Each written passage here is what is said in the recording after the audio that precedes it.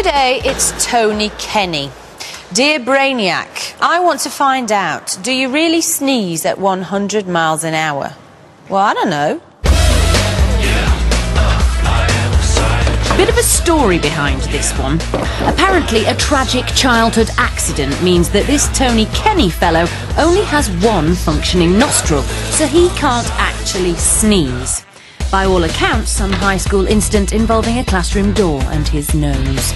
Anyway, hence the love of his life being here to help.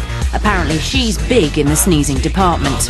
A track, 1 foot in length. He's going to see how long it takes for a ping pong ball, propelled by Steph's sneeze, to travel the distance. Then it's all down to the maths. The equipment is set. Tony Kenny's fiancée is in position. Now, the sneeze. We gotta live on sides alone.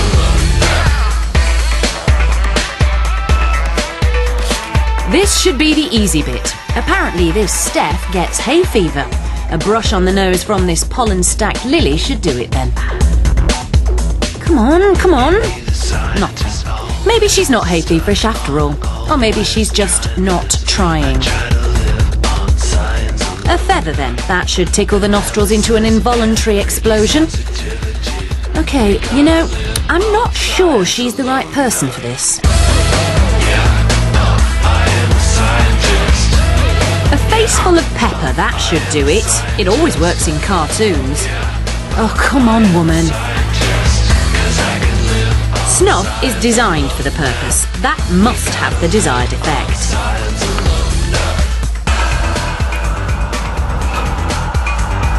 Ugh, why do we bother? Right, last chance. Sneezing powder. No sneeze, no trophy. At last, a real-life sneeze. Well done. Yeah, well done, love. So, let's see then. 1 sneeze and the ball travels the 1 foot in 0.4 of a second. Scaling that up, that's only 1.7 miles per hour. His name is Tony Kenny. He wanted to know if you really do sneeze at 100 miles an hour. The answer?